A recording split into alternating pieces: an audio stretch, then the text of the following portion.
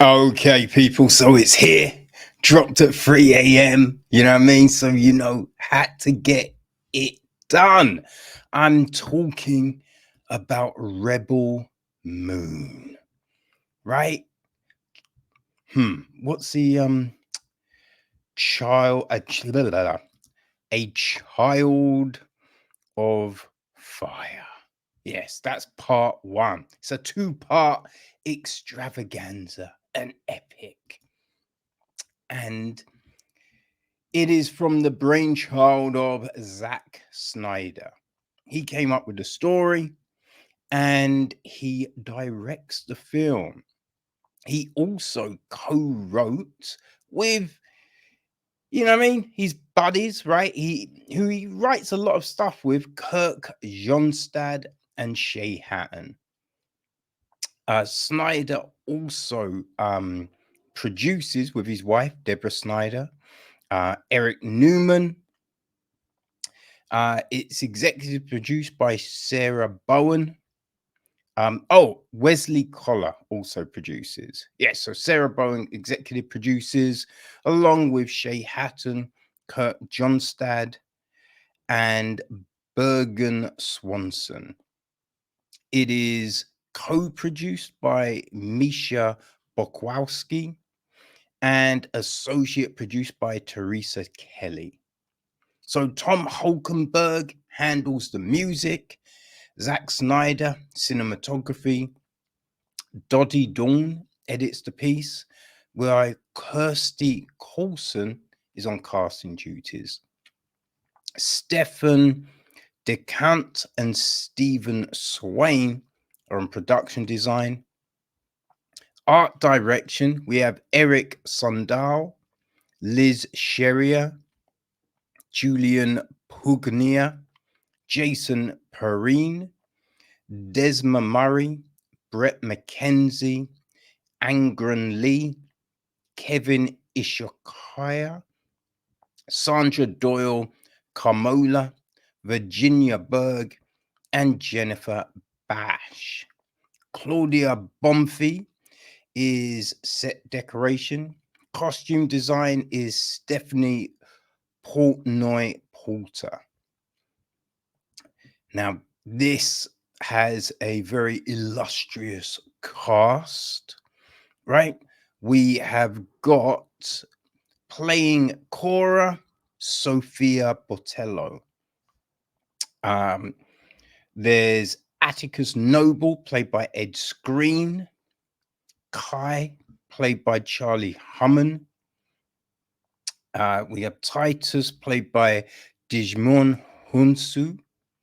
Right? Gunnar is played by Michiel Huisman. Nemesis, played by Bae Doona. Blood Axe is Ray Fisher.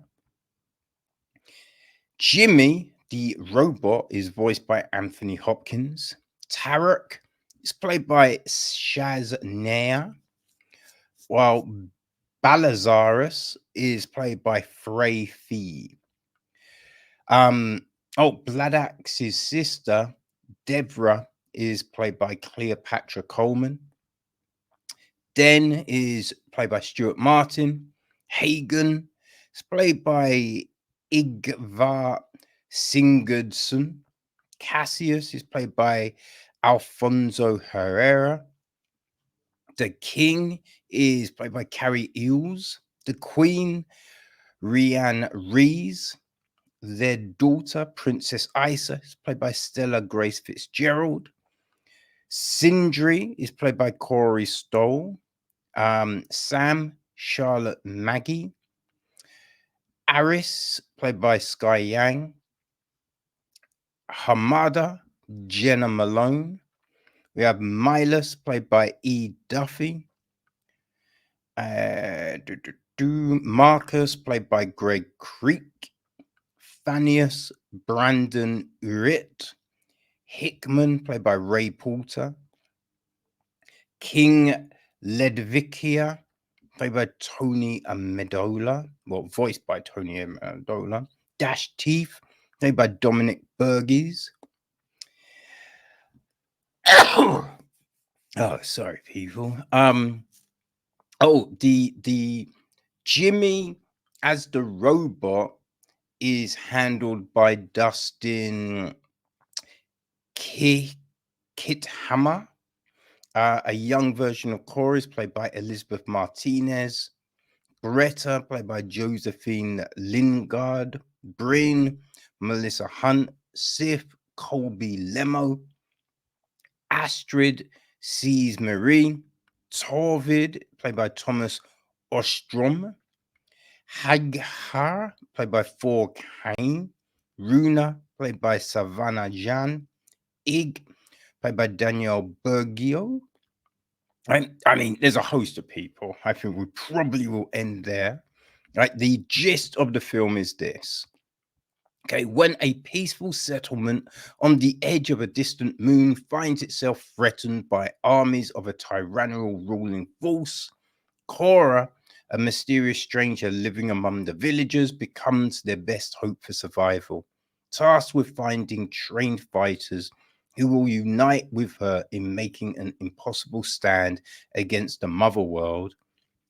Kora assembles a small band of warriors, outsiders, insurgents, peasants, and orphans of war from different worlds who share a common need for redemption and revenge. As the shadow of an empire, as a shadow of an entire realm bears down on the unlikeliest of moons, a battle over the fate of a galaxy is waged. And in the process, a new army of heroes is formed. Dum, dum, da, da, dum, dum, da, da, boom. Right. So, you know, the law around this is Zack Snyder pitched an idea to Star Wars. He went to Lucasfilm, spoke to Kathleen Kennedy, you know what I mean? Came with the ideas. It was a darker, you know, Zack Snydery Star Wars take. But it happened just as Lucasfilm was taken over by Marvel. No, by Walt Disney, should I say. So it didn't work. Didn't work out. He then, I believe, took the idea to Warner Brothers. Again, that didn't work. So he eventually hooked up with Netflix, right? He did the Army of the Dead, I think it was, and then Thieves of the Dead. So those were big successes, and yeah, they agreed to do Rebel Moon, right? So that's what we're getting, the first part of his sci-fi opus, right? Now, I've already seen a lot about this film. You know what I mean? Like from the screenings from the 15th when it was in the cinemas, the press screenings, all of that kind of stuff. Unfortunately, we did not get a press screening on this one. Netflix shows no love, man. Hopefully that will change in 2024, right? But yeah, there's a lot of people hating on this film. Oh my days. Hating on this film. So, I go into these things with an open mind, right? I want to like it because, look, this is 2 hours and 15 minutes. You don't want to waste your time. You know what I mean? When you watch these things. So essentially, everything you watch, you want to enjoy. And yeah, like I heard people talking about the story makes no sense. I've got to say, the story makes perfect sense. There's no issue with the story other than you pretty much can see what's happening. Right? There's no surprises here. Right? I knew where this story was going, the twists, the turns, all of that jazz. You know what it's going to be. I think people have said it's a Star Wars clone. Not really. It just follows the traditional sci-fi tropes. You know, I wouldn't say there was things particularly in Star Wars which are like, oh, yes, no, you know, there's a lot of stuff in Star Wars what was taken from sci-fi books that had come before. That wasn't crazy original. You just had moments that work so well. You know, Darth Vader being Luke's dad, you know, Leia being his sister, even though he lipses her up in the first film. You know what I mean? There's a load of things that are like, oh shit, and they work, right? But not all of those things are new things, right? They're not, oh, Star Wars made them first. No, they're sci-fi tropes that you found in books that came out a long time before Star Wars, people. So watching Rebel Moon Part 1, I'm like, yeah, you know, I wouldn't say it's just like this rip-off of Star Wars. You know, there's some similar themes for sure. You know, it's set in space. There's rebels. There's an empire. Yeah, there's all of that stuff. But there's that stuff in like Foundation. You know what I mean? Which is, yeah, so good, right? So yeah, it's just doing its thing. Like I think a big thing with this film is there's a director's cut. We know there's a director's cut. It's got, I think, about an hour's worth of extra stuff, right? So it does make this one difficult because there's a lot of things with part 1 which you might go, you know, an issue was that we don't really get any depth on the characters other than Kora, right? We get a bit on her, but background, but not really emotion. So there, you know, there could be that would have worked, right? A bit more on these characters. Why? Why are they there? You know, why are they there? But with something like that, you kind of think, okay, I imagine a lot of that stuff will be in the, you know, director's cut. If you've taken an hour out, yeah, I bet there's a load of that stuff there. We do kind of run into that game where things work out real well, right? Everyone's in the right spot. You know, they're looking for information. Oh, and that information is there. They go somewhere else and they get this and they go there and they get that. And oh, we need to hurry before the bad guys are here. How are they here? Right? There's a load of that. There's a load of that. And you have these people that are supposedly good at fighting, good at war, but there's no contingency plans, right? There's no, yo, we better do this to throw them off our path because they probably know where we're going to go. None of that, right? No looking at a situation and going, does this look legit? Is everything okay? Right? There's none of that, right? So you are scratching your head a bit like, okay, these people that are meant to be minds have walked into so many situations. It's insane. You know, like no one is a good shot. No one's a good shot other than the robot. No one's a good shot, right? And we've got heat lasers firing all over the shop. So you're just like, wait, how is anyone avoiding these? Like that's the kind of crazy thing that's happening, you know? Like as a shot will kill one person, but not quite someone. It's just all of that kind of jam. You feel me? So there is a lot of this going on, you know.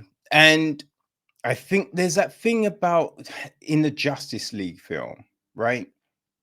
Where you have, was it I feel it was the Justice League. I think so. When basically we get introduced to all of those all the cat like Wonder Woman, you know, when Bruce Wayne's talking to Catwoman and they're basically looking at the screen and it's like boom, boom, boom, boom. We do know well, actually, there is a scene kind of like that towards the end on the dock, right? But when we're introduced to all the characters, it's just like these moments a lot of the time which kind of show them off, right? So you can definitely feel that those bits do feel a bit staged, and it does look crazy with the CGI. Like, you know, you're watching them on a planet supposedly, but you're just like, the background does not look like this clearly is on a soundstage somewhere. You know, there is that. There is that. But I didn't mind it, to be honest with you. I didn't mind it. It was fine, right? It's not one of those, it's, you know, I wouldn't say it's a film in this iteration that I'm going back to time and time again. You know, like I've done with Rogue One, Empire, you know what I mean? Just the original trilogy, right? Gone back to them. Lord of the Rings, go back to that all the time. It's not one of those films. Now, the director's cut may be a different thing, but in this, not quite. But I don't feel like I wasted my time. It was fine. You know what I mean? It was something, it passed the time, got some action in, right? Yeah, it's a little corny. You know, there is definitely dialogue where you're like, no one talks like that. No one, like, she's talking to this old dude that's kind of like her dad, but not really her dad. But basically, he's just like, "Oh, did you get fucked tonight? Oh, you should date him. I heard he wants to fuck you, but he might want to wife you as well. So that's all right, right?" Yeah, you're just thinking, no, obviously it wasn't. That wasn't verbatim, people. Don't quote me, but it's essentially that's what was getting said, and you're just like, yeah, no one's having this conversation, man. No one's having this conversation with their dad. You feel me? That was weird. And when you look at their living situation, yeah, she's got a curtain that goes around her bed, but it was see-through. That curtain was see-through. So you're just like, okay. Wait, is he just like perving on her all night? What's happening? What's going on? Everyone's only got one set of clothes too. That's the thing, right? Now, you see it a lot in cartoons, right? No, the clothes don't change. You kind of get it, right? They're like, oh, we got take so much time to render and do and blah, blah, blah. Fine, I'll give you a pass. In a film, you can have more than one set of gums. You can have more than one set of gums, people. Like, what is happening with that? You know what I mean? What's happening with that? Get more clothes, right? Hopefully, in part two, people have more sets of clothes, you know? And they're not telling their business to everyone. There's no secrets. They supposedly they're on these missions to acquire knowledge, get things, blah, blah, blah. But it's just walking into bars and be like, I'm looking for, or oh, you want to know my history? This is what happened to me. I know I only just met you just a second ago, but I feel like I can tell you everything. You know, he's just like, wait, what, huh? What? And when you want something, you just have to shout. You have to shout. Your argument is trash, right? Because it's just like, just because they got grain doesn't indebt them, because that wasn't the thing that started all of this off. The thing that started it off was someone trying to broker a deal that was just dumb. That's what happened. It's not on them. You will know what I see when you watch it, right? But yeah, listen, part one, it's out now. As I said, dropped at 3 a.m. You know, awkward time, but it was all good. Part two, the Scar Giver, will be dropping on I think it's the 19th of April, right? Next year, 2024, people. That's it. Right. So yeah, we get that. I think June part two might be dropping around the same time. I know which one I'm looking forward to the most, but I'm hoping in part two that we get a little bit more substance, right? Well, I'm also hopefully the director's cuts come out close together, because it would be good to be able to watch those back to back, right? If they can bring out the director's cut of part two at the same time, that will be the best. Because I'd like to get a proper judgment on these. Because as I said, it's not breaking any ground here, right? It's not setting the world on fire. There will be no awards won. You know, the performances were fine, but just perfunctory. There was nothing just like, yo, which is funny, right? Because I remember Anthony Hopkins talking about his roles in 4, going, oh, I mean, they didn't allow me to. I only want things that allow me to really flex. Yeah. So Jimmy the Robot was that role.